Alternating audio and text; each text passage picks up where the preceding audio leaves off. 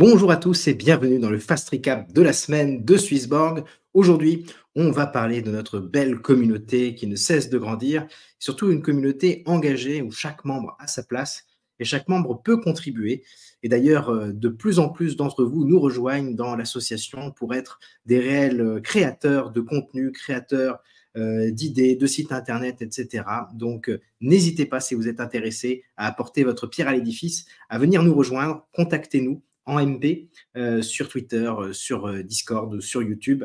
Et il y a de la place pour tout le monde. Et surtout, on est à la recherche de projets, de gens qui sont enthousiastes à l'idée de créer quelque chose avec Swissborg. Donc, n'hésitez pas, voilà, la porte est grande ouverte. Je renouvelle l'invitation pour l'association We Are Swissborg. Et le vote des gardiens se rapproche à grands pas maintenant. C'est maintenant une fois par trimestre. Et je vous rappelle que vous pouvez soumettre vos suggestions. C'est ça la force d'une communauté, c'est quand chacun peut apporter une idée et ainsi peut-être la voir réalisée par Swissborg au travers de ce pool en commun que nous avons et qui nous permet de réaliser de grandes choses. Donc n'hésitez pas à le faire, c'est ce qui fait vivre la communauté. On avait mardi soir, après le Powo, une petite discussion avec le CEO Cyrus, mais également Alex, et puis Aurélien, qui est un petit peu l'architecte autour du Borg en ligne, le on-chain Borg, et donc on a eu plusieurs informations intéressantes. Tout d'abord, vous voyez que c'est un point clé dans la stratégie d'avoir le Borg on-chain.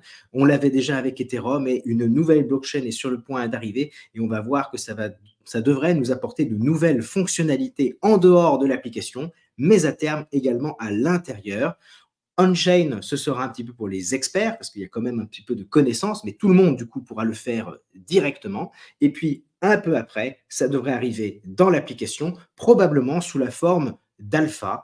Donc, je vous rappelle que les alphas sont des petites opportunités qui arrivent en moyenne toutes les semaines, et dans lesquelles on va pouvoir probablement déposer des borgs à l'intérieur. On va regarder un exemple dans un instant avec Agora, avec ces nouvelles mécaniques qui arrivent avec les alphas. La grande narrative est en train de changer. Jusqu'à présent, nous étions un jeton d'une plateforme, et donc l'intérêt pour Swissborg et pour la communauté, c'était de rapatrier les jetons à l'intérieur de l'application. Mais maintenant, on va plutôt s'orienter vers un jeton qui sera hybride à l'intérieur de l'application et à l'extérieur. Et donc ça, l'objectif, ça va être, et a priori, ils ne l'ont pas encore révélé, mais avec les signaux faibles que nous avons détectés ici et là, nous avons un gros sentiment que c'est la première blockchain sur laquelle le jeton Borg sera, en dehors d'Ethereum, puisqu'on est un jeton ERC20 sur Ethereum, mais la première blockchain sera Solana, et on va essayer de casser un petit peu le cartel des grands exchanges centralisés en apportant une nouvelle valeur, quelque chose de nouveau. Et cela devrait nous permettre du coup d'avoir des utilités du Borg dans l'appli avec les premiums, le système des gardiens avec les votations et puis les rewards que cela apporte, les alphas, ces opportunités d'investissement. On pense à plein d'autres fonctionnalités comme la carte bancaire, comme des choses qui vont arriver et qui sont encore en développement. Et de l'autre côté, il y a du coup plein de pistes. Je dis des pistes, pourquoi? Parce que quand Aurélien a dit « je ne dévoile pas tout maintenant, je veux en garder sous le coude pour les annonces », on rappelle qu'il y a le 7 mai la keynote, donc je pense qu'il y aura beaucoup d'informations à ce moment-là. Et donc retenez que toutes les possibilités qui existent en ligne seraient faisables avec notre Borg grâce à sa migration que nous avons eue fin d'année dernière et qui le rend compatible avec tous les protocoles, et quitte à faire peut-être même un nouveau protocole. Là, je lance aussi des pistes, mais vous voyez, ça permettrait de faire du liquidity providing, donc c'est-à-dire apporter de la liquidité dans des pools. Ça peut être aussi des prêts sur collatéral, donc apporter des bords pour emprunter derrière et peut-être faire des opérations un peu plus complexe. Il y aura également peut-être un perpétual, et d'ailleurs à ce propos-là, il y a une vidéo qui a été sortie à propos de D8X, une société dans laquelle Swissborg a investi parmi les seed rounds, et là ça parle de faire finalement une nouvelle verticale qui pourrait être Traderborg. On n'a pas encore trop d'éléments, mais n'hésitez pas, je vous mets le lien vers la vidéo en description, et elle est en français. Et donc, si vous avez envie de creuser un petit peu ce sujet et surtout de me donner votre opinion là-dessus, n'hésitez pas à le faire. Ça m'intéresse de savoir ce que vous pensez d'une approche un peu plus trading, mais qui du coup ne serait pas dans l'application, mais à l'extérieur, Traderborg. Un autre élément, du coup, ce changement de narrative avec un jeton on-chain et off-chain, eh bien, ça va nous positionner un petit peu en concurrence finalement avec OneInch, Paraswap, Defiliama, ça peut être Jupiter aussi. Donc, vous voyez, ce sont des des MetaDEX, c'est-à-dire que quand quelqu'un utilise ces solutions-là, il va utiliser la DeFi pour passer d'un jeton à un autre. Et ces trois plateformes-là sont des agrégateurs, c'est-à-dire qu'elles vont un peu faire ce que fait le Smart Engine de Swissborg, passer par différents exchanges dans des routes un peu plus complexes, mais ça se limite à la DeFi. Alors que Swissborg, lui, va pouvoir faire ça en DeFi, mais va pouvoir faire ça également en finance centralisée. On le sait avec Binance, avec Bitfinex et compagnie. Et ces DEX-là, ces MetaDEX, pour l'instant, ne fonctionnent qu'avec une seule blockchain, et généralement, c'est Ethereum compatible. Alors, il y a des concurrents à cela sur Solana, il y a des concurrents à cela, etc. Mais là, peut-être que Swissborg, dans les petites rumeurs que l'on voit sur Twitter, ne travaillerait pas uniquement sur Solana, mais peut-être pourrait nous ouvrir le champ à d'autres écosystèmes, peut-être des EVM compatibles. Donc, ça nous donnerait vraiment quelque chose d'extrêmement puissant. En tout cas, c'est comme ça que je lis entre les lignes ce qui s'est annoncé cette semaine. On a également listé un nouveau jeton, qui est le jeton Wormhole, qui justement permet un petit peu de bridger un jeton d'une blockchain à une autre. Peut-être que, enfin c'est mon hypothèse, que Wormhole est notre partenaire pour la migration. Et une des explications qu'a donné Aurélien sur le fait que voilà, la migration avait été faite du CHSB vers le Borg, mais maintenant c'est le Borg vers une autre blockchain et que là on était dépendant de partenaires et donc ils ont eu des retards, ça devait être fait en début d'année, maintenant on vise plutôt fin avril. Voilà, une date n'a pas été donnée clairement parce qu'ils ne veulent pas s'engager dès lors que c'est encore dans la main de partenaires, mais retenez que c'est pour très bientôt cette migration et dès lors que cette fondation aura été faite, et bien là on pourra aller sur des choses un peu plus lointaines. Passons maintenant aux alphas. Agora, c'était ce jeudi. Ça a été là encore une fois sold out. Et là, ce qui est intéressant, et on va revenir là-dessus, c'est le fait que là, la proposition de l'alpha était différente. Et je pense, c'est pour ça que c'est intéressant de s'y focuser un instant, que c'est une mécanique qu'on pourra revoir du coup avec le Borg notamment, puisque là, c'était de faire du market making. Donc, c'est une nouvelle approche pour Swissborg. Donc l'idée c'est quoi? C'est que vous avez un pool. Donc un pool, c'est une sorte de bassine dans lequel on va rajouter deux contenus. On va rajouter d'un côté du stablecoin de l'USDC et de l'autre côté un autre jeton. Et là par exemple, c'était le jeton Agora. Donc quand quelqu'un investissait 1 $, il mettait 50 centimes de dollars en USDC et 50 centimes en AGA.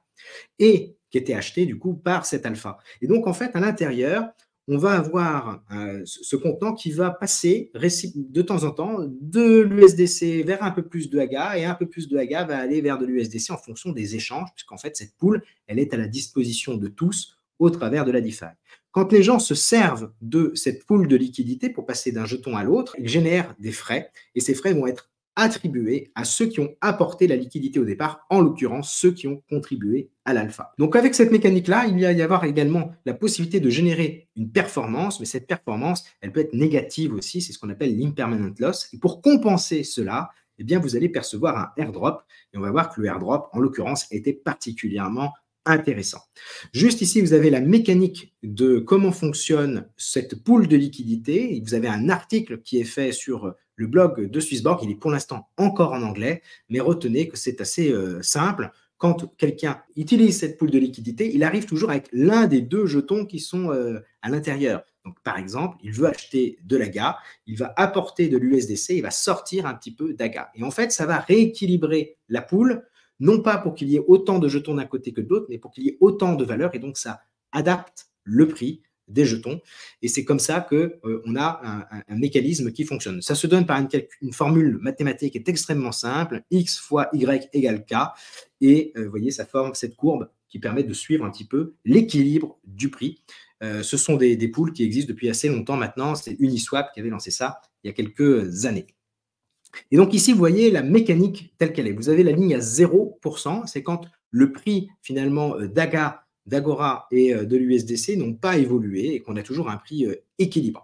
Et bien en fait là, à la fin, quelqu'un qui avait mis 1 $, il se retrouverait avec 6,25 AGA token, plus éventuellement tous les frais qui se seront générés à l'intérieur et qui seront répartis entre de l'USDC et du gain. Mais là, ça dépend de l'activité de cette pool. Mais en plus, et vous le voyez sur la colonne Reward, et bien là, cette récompense, elle est la même, peu importe la fluctuation du prix, vous toucherez pour 1 $ investi, 16,85 AGA token. Et donc après, en fait, ce qui va se passer, c'est se poser la question, mais quel sera le prix du jeton AGA?